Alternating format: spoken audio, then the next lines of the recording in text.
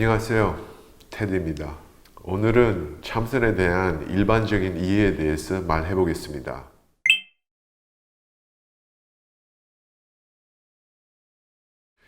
제가 거의 30년 전에 처음 한국 나와서 출가했을 때 가장 놀라운 것들 중에 하나가 참선과 선불교를 바라보는 관점이나 견해에 대해서요. 어떤 사람들은 다는 아니겠지만 어떤 한국 사람들은 참선이나 선불교를 볼 때는 그것은 구식이다, 비합리적이다, 비과학적이다, 심지어 노인들만 하는 일이다, 극보수적이고 권위주의적인 그런 옛날 종교 집단과 관련 있는 일이다. 현실에 일어나는 일과 무관한 것이다. 그리고 무엇보다도 멋이 없다. 세련되지 않았다. 젊은 사람이 할 일이 아니다. 그거는 제가 선불교에 대해서 배운 것과는 너무나 달랐어요. 제가 대학교 다니면서 미국에서 선불교에 대해서 배웠을 때는 참선, 선불교는 무엇보다도 현대적이다. 젊은 사람이라야 할 수 있는 일이다. 합리적이다. 과학적이다. 민주적이다. 개인주의적이다. 진보적이다. 그리고 무엇보다도 멋있다. Sun is hip. Sun is cool. 굉장히 세련된 것인 줄 알았어요. 그래서 한국 와서 다른 사람들이 선불교에 대해서 이렇게 인식하는 것에 대해서 너무나 놀라웠어요. 근데 지금 연구해 보니까 왜 같은 참선과 선불교에 대한 관점이 이렇게 다를 수가 있는지에 대해서 알게 됐어요. 왜 우리의 관점이 이렇게 다를 수가 있느냐면 20세기에 선불교가 미국 문화에 들어간 역사와 관련이 있는 일이에요. 제2차 대전이 끝나고 나서 미국이 그때 이제 소련이라고 하는 나라와 이제 냉전에 들어간 시대였을 때 미국 사회는 지금 우리가 생각하고 있는 미국 사회하고는 너무 달랐어요. 그때 당시에는 중산층 백인 남성을 중심으로 해서 운영되는 사회 제도였어요. 따라서 모든 소수민족은 즉 여성, 백인이 아닌 다른 인종, 동성애자, 비기독교적인 종교, 또 심지어 가난한 사람들을 소외시키는 문화였어요. 그래서 50년대 때는 그런 상황이었는데 새로운 운동이 일어났어요. 젊은 지성인들, 예술가들, 철학가들, 사상가들, 문화평론가들 이런 사람들이 모여서 그때 당시 자기 눈에 위선적이고 탄압적으로 보이는 미국 사회 기준을 굉장히 비판하면서 벗어나려고 했어요. 그래서 대한문화운동을 일으키면서 이 운동이 나중에 비트 운동이라고 부르게 됐어요. 이때쯤에 제2차 대전이 끝난 지 얼마 안 된 상황이라 미국 사회에서는 일본 문화를 열심히 수입하고 있었어요. 특히 선불교에 대한 자료가 많이 번역돼 가고 있었는데 마치 이 비트 운동자들이 선불교에 대해서 이런 자료를 통해서 배우기 시작했어요. 특히 선문답 문화, 옛날 큰 스님들이 좀 역설적이고 모순적인 말을 서로에게 이렇게 문답형으로 서로한테 던지는 거에 대해서 상당히 흥미를 가졌어요. 아주 획기적이고 뜻밖의 말이 많아요. 하나의 예를 들어서 길에서 부처를 만나면 부처를 쳐 죽여라. 그 종교를 믿고 따르는 사람이 어떻게 해서 그 종교의 창시자에 대해서 그렇게 말할 수 있을까?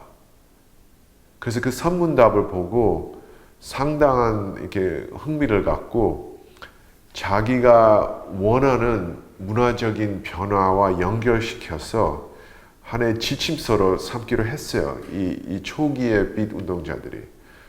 그러므로 해서 선불교가 이런 사람들한테는 굉장히 현대적이고 반항적이고 비권위적이고 독창적이고 개인주의적으로 보이는 거였어요. 그래서 선은 미국 사회에서 그 선을 처음 접근하는 이 빛 운동자들한테는 그렇게 그려져 있었고 그런 인상이 미국 문화에 심게 됐어요.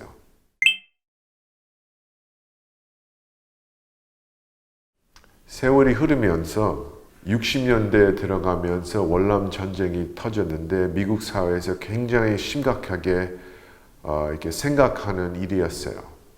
그리고 그 월남 전쟁을 반대하는 이제 학생 운동이 일어나면서 그 빛 운동이 히피족으로 바뀌었어요.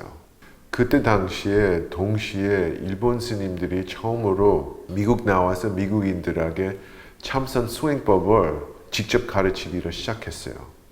전에 선불교에 대한 자료만 보고 선불교에 대해서 이해했던 미국인들이 이 새로운 수행법을 해보니까 그 혜택을 알게 되니까 심리학계에서 나온 최신한 이론과 관찰과 연결을 시키면서 인간 잠재 능력 회복 운동에 흡수되면서 참선은 굉장히 과학적이고 인간의 잠재력을 일깨우는 아주 세련된 수양법이고 그리고 미래를 열어줄 수 있는 문화적인 도구이다. 그렇게 인식받으면서 참선은 평화주의적이고 여성주의적이고 인간주의적이고 민주주의적이다. 그런 인상을 심게 됐어요. 나중에 70년대에 들어가면서 미국에 온 일본 스님들이 캘리포니아 북쪽, 지금 실리콘밸리 있는데 첫 젠 센터, 참선 센터를 설립하면서 그 지역에 있는 사람들한테 참선을 더 집중적으로 가르치기 시작했는데 그 지역 사람들이 누구냐면 첫 세대의 컴퓨터 사업가들이었어요. 말하자면 구체적으로 말하자면 스티브 잡스와 그 세대의 컴퓨터 사업가들이 직접적으로 일본 스님들한테서 참선을 배웠는데 그것은 새로운 종교를 얻기 위해서 참선을 배우는 것이 아니라 그러니까 알고 있는 기존의 패러다임을 깨부시고 초월하기 위해서 참선이란 정신 수양법을 배우고 있었어요. 그들에게는 참선이란 것은 과학적이고 미래를 위한 것이고 사회 변화를 일으킬 수 있는 일이고 그리고 획기적이고 전환적이다. 그렇게 생각하면서 미국 문화 안에서는 참선이 최신한 과학 기술하고 연결이 됐어요. 그래서 50년대 때부터 70년대 중반까지 일본의 선불교 문화가 미국 문화에 흡수되는 과정을 봤을 때는 미국인들에게는 참선이 뭐냐면 한마디로 하면 자유예요. 자유를 얻고 싶으면 참선을 하는 걸로 알고 있어요. 그래서 젊은 사람이라면 여기서 제가 젊다고 할 때는 육체적인 연령에 대해서 얘기하는 것이 아니고 젊은 마음을 갖고 있다면 내 인생을 바꾸고 싶다면 내가 더 이상 이렇게 살고 싶지 않고 어떤 획기적인 변화를 일으키고 싶다면 참선을 하는 거예요. 그래서 오늘 왜 국내에서 참선과 선불교를 바라보는 관점과 서양에서 선을 바라보는 관점이 그렇게 차이가 나는지에 대해서 설명을 했습니다. 그럼 오늘 이것으로 마치고 다음 영상에서 뵙겠습니다. 감사합니다.